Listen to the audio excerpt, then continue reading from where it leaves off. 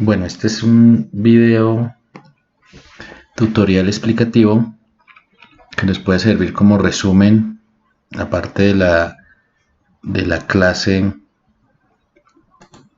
que veremos sobre curvas IDF.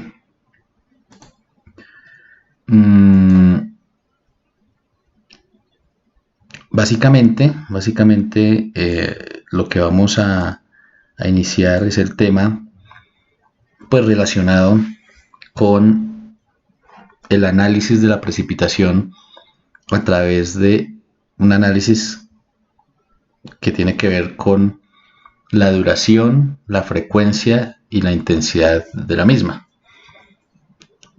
Lo primero que tenemos que analizar es que cuando nosotros tenemos esta lluvia, la respuesta a este hietograma de lluvia es este hidrograma de caudal, pero aguas abajo, ¿cierto? Entonces, si nosotros tenemos una cuenca y llueve en toda la cuenca, al final de la cuenca, después de un cierto tiempo, se empieza a notar un aumento en el caudal, ¿cierto? Y de esa forma, digamos que obtenemos ese hidrograma. Acuérdense que el gráfico de caudal contra tiempo se llama hidrograma y el gráfico de precipitación contra tiempo se llama hietograma. Aquí tenemos otro hietograma en azul claro y la respuesta de ese hidrograma la vemos en azul punteado. Si yo pregunto cuál de los dos tiene mayor repercusión en referencia a la inundabilidad que se puede causar en la parte baja de la cuenca, ¿cuál de los dos daría más inundabilidad? Pues el hidrograma de azul oscuro, porque este pico no le da tiempo al sistema de drenaje en cuanto a drenar. En cambio a pesar de que incluso pueda tener más agua, le va a dar respiro a la cuenca desde el punto de vista de drenaje. Entonces, esas intensidades lo que nos permiten es, digamos que, determinar qué tanta lluvia cae por unidad temporal, ¿cierto?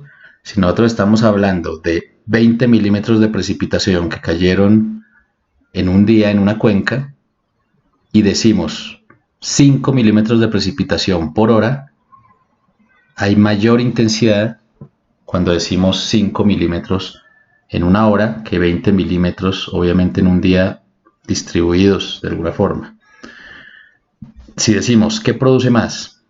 Inundabilidad, 100 milímetros en un día o 20 milímetros por hora, pues los 20 milímetros por hora, por lo que ya explicamos, van a producir mayor inundabilidad. Las curvas IDF o la obtención de la intensidad de precipitación de diseño es fundamental para muchos de los modelos hidrológicos que usamos hoy en día y para el más importante o el más conocido en el mundo, que es el método racional que hicimos una inducción la clase pasada. Digamos que de una u otra forma se nos facilita utilizar ese modelo en Colombia porque ese método es muy utilizado en microcuencas o cuencas menores a 10 kilómetros cuadrados. De este número es, entre comillas, hay autores que dicen 1 kilómetro cuadrado, hay otros autores que dicen 80 hectáreas, otros que dicen 10 hectáreas, otros que dicen 1 hectárea, bueno, etc. Les voy a decir que eso no depende tanto de ese numerito, depende de que la cuenca de aportación sea homogénea desde el punto de vista de tipo de suelo, ¿de acuerdo? Y cobertura vegetal o uso del suelo también. Entonces, si esa cuenca es muy homogénea, no importa que sea 10, 100, 15, 20, 2, 3 kilómetros cuadrados, no importa. Depende de la homogeneidad de la zona de aportación. Eso no lo explican muchos autores, sino se quedan es con un número, pero yo quiero que se fijen es en la homogeneidad de la zona de aportación. ¿Cómo conseguimos esas curvas IDF? Hasta hace unos años, pues se compraban en el IDEAM, ¿de acuerdo? Entonces teníamos la opción de comprarla en el IDEAM. Una curva IDF, solamente una costaba más o menos entre 700 y 800 mil pesos de hace 10 años, más o menos. Hoy en día, esas mismas curvas IDF que están disponibles en IDEAM ya las dan gratis, se pueden comprar a través de la plataforma, pero de todas maneras hay muchas zonas sin curva IDF, entonces hay muchos ingenieros, sobre todo ingenieros recién egresados, que se dedican a hacer curvas IDF y pues les va bien, ¿no? Les va bien, entonces la otra forma es haciéndolas, y en esta clase vamos a aprender a hacer esas curvas IDF. La otra es aplicando una metodología sintética que también veremos en esta clase y seguramente en el segundo video explicativo de esta temática. ¿Cómo se hacen? Este procedimiento que vemos acá lo vamos a ver a través de un ejemplo. En vez de empezar a leer cada uno de estos pasos, vamos a hacerlo a través del ejemplo. Vamos a suponer que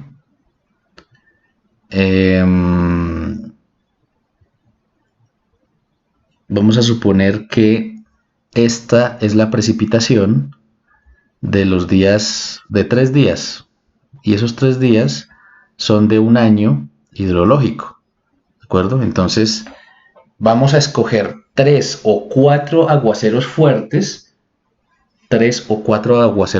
repito, por año. ¿Y qué quiere decir que sean aguaceros fuertes?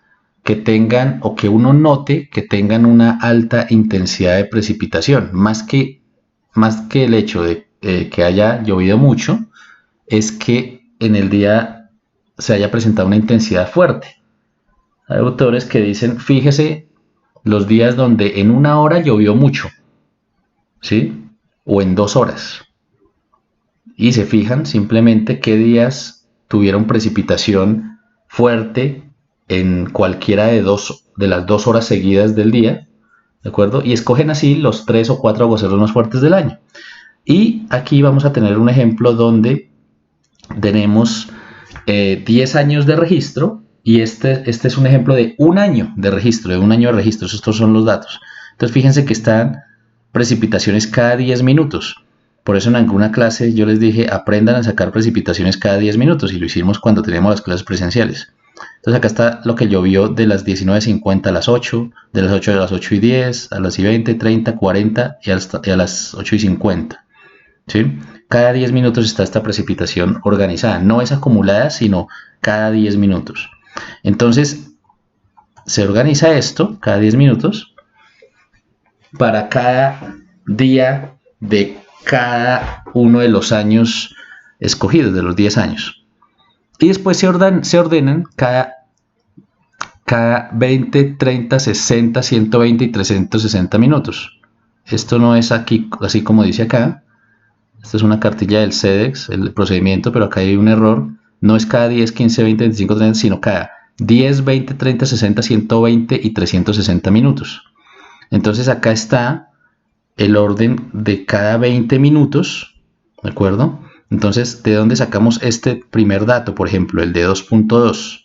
Pues el de 2.2, si vamos a la tablita que ya tenemos, va a ser la suma de los dos primeros datos, o sea, 10 minutos más 10 minutos, 20 minutos. Entonces tenemos 0.8 más 1.4, 2.2. Ahí está el 2.2. El siguiente dato sería 0.1, ¿por qué? Porque 0.1 más 0.0, 0.1. El tercer dato sería 0.5 más 1.3, 1.8, que está ahí, y así. Y para cada uno de los días lluviosos del año, ¿de acuerdo? Entonces, yo les preguntaré, si son 10 años, ¿cuántas tablitas de estas tendremos? Pues 10 tablas de estas, ¿de acuerdo? Vale. Lo mismo para cada 30, entonces el primer dato cada 30 sería 0.8 más 1.4 más 0.1, o sea, 2.3, ¿cierto? Entonces el primer dato acá está 2.3. Y así, voy acumulando cada 30, cada 60, 120 y 360 minutos. Posteriormente, sacamos el máximo dato de cada duración de los 10, 20, 30, 60, 120 y 360 minutos. Entonces, y para cada uno de los días, ¿de acuerdo?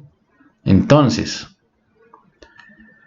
Este primer dato, 2.9, ¿de dónde saldrá? ¿De dónde saldrá ese 2.9? Pues porque es el mayor dato de los de 10 minutos. El mayor dato de los de 20 minutos para el primer aguacero, para el primer día de ese año. Dice acá 3.6, comprobémoslo. 3.6 para 20 minutos. Mírenlo acá, 3.6. Es el mayor de todos estos. ¿Cierto? El mayor de todos estos, ¿cuál es? 4.8 para el segundo aguacero de ese año. 4.8. Entonces, miremoslo acá, de 20 minutos, ahí está, 4.8. ¿Sí?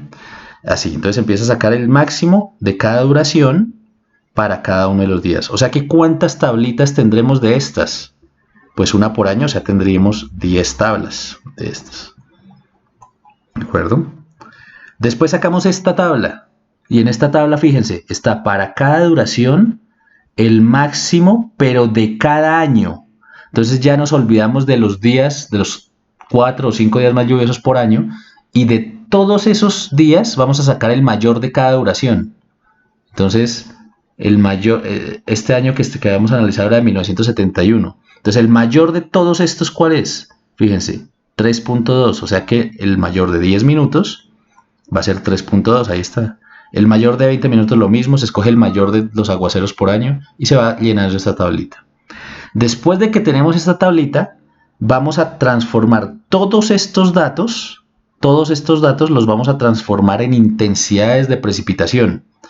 Entonces, acuérdense lo que era una intensidad de precipitación. Tantos milímetros por hora. Y acá están es milímetros por cada duración. Entonces, como vamos a transformar eso a milímetros por hora, pues 3.2 milímetros, por ejemplo, cayeron en 10 minutos.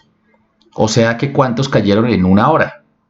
Y eso nos va a dar 19.2 milímetros. ¿Sí lo ven?